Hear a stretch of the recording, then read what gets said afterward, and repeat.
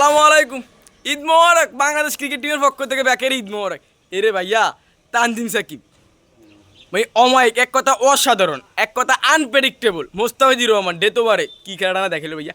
106 run করে দেন আমার match জিতুম, এই স্বপ্ন আমরা দেখছিলাম। ওহ খেলা রে ভাই, অমায়িক লেভেলের ক্যাচ ধরে সাকিব আল হাসান। মানে যে অ্যাক্টিভিটি ছিল আমাদের, অবশ্য রান কমই হোক, ক্রিকেট হচ্ছে গিয়ে মনে করেন আপনার এরকম একটা খেলা যে খেলার কোনো বিশ্বাস নেই, ঠিক আছে? সেখানে কোন দলের হাতে কোন সময় খেলাটা চলে যাবে আপনি বলতে পারবেন না। আমরা যখন মনে করেন দেন বাঙালি যারা বেটার যারা আছে, ওপেনিং করছে যারা, ঠিক আছে, তানজিম হাসান তামিম মনে করেন আই ডাক মারি দিছে, তারপরে শান্তি রহমান, শান্তি আবার ক্যাপ্টেন, আবার কাপ্তান, আর কত বলে ভাইয়া এয়ারে আর থেকে লিটুইনারে এ দুনুকের বিসি বোর্ডে কী আছে আমি বুঝি না। মানে এগরে কিনলে রে এগরে কেমন তোমাদের সুযোগ দিলে মনে করেন এরা ভালো করতে পারবো না। হ্যাগো দিয়ে মনে করেন দেন আঙ্গো ওপেনিং করে আঙ্গো টপ অর্ডার, যে দলের টপ অর্ডার থেকে কোনো রান আইব না, সেই দলের তো আপনি বড় ধরনের রান কেমনি আশা করবেন, সেই দল কেমনি জিত বেশি দিন আপনার করেন। যাই হোক, সবশেষে কত যে বোলিং লেভেলে করছে তানজিদ হাসান সাকিব ভাই অমায়িক খেলা খেলছে, সাইডে উইকেট লেগেছে। মুস্তাফিজ সাইডে বড় মনে 20টা দিয়েছে ডট, কী রে ভাই আর কি আরবো। দান ফোন দিয়ে যে সাঙ্গ বোলিং ইউনিট, আঙ্গো ব্যাটিং ইউনিটের সমস্যাটা কি? মানে এক কথা অমায়িক খেলা হয়েছে। অভিনন্দন বাংলাদেশ ক্রিকেট টিম, এবং আমরা সুপার এইটে মনে করেন কোয়ালিফাই করছি। আমগো ঈদ মনে করেন ব্যাটিংয়ের সময় আমরা ছিলাম হতাশায়, ঈদ দ্বারা অখুশি বানিয়ে দিয়েছে। কিন্তু মনে করেন যে লেভেলের বোলিং পারফরমেন্স করছে অসাধারণ, এক কথায় অসাধারণ। আমাদের ঈদটার আরও জাঁকজমকপূর্ণ করছে রে ভাইয়া। দোয়া করতে করতে ঈদের নামাজের পর দোয়া করতে করতে জীবনটার তেজপাতা বানিয়ে দিবে এই বাংলাদেশ ক্রিকেট টিমের লাই। বাইরে ভাই খেলাটা ছায়া যে পরিমাণ মনে করেন গাইলেছে অগর, কিন্তু না আমাকে বোলিং ইউনিট আমাকে হতাশ করে নাই, কোনো সময় তারা আমাদেরকে হতাশ করে নাই।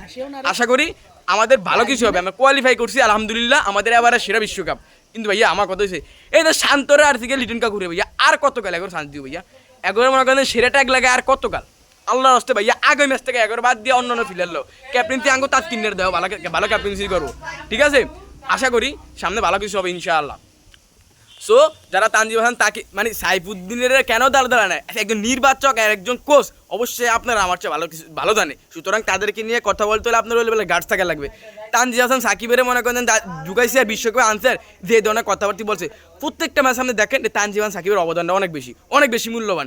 এদেরকে নিয়ে একটু কথাবার্তা বলে ভাই হিসাব করে কথা বলেন, কারণ কি জানেন ভাই, একজন নির্বাচক আর একজন কোচ অবশ্যই আর আপনার চেয়ে আমার চেয়ে ভালো জানে, সুতরাং আপনার ভিতরে ওই লেভেলের ক্যাপাবিলিটি থাকা লাগবে কথা বলার, ঠিক আছে? সাইফুদ্দিন ভালো, তবে উনি ভালো করতে স্যার, সাইফুদ্দিন করো বহু হিসাব কি দেওয়া আছে ভাইয়া।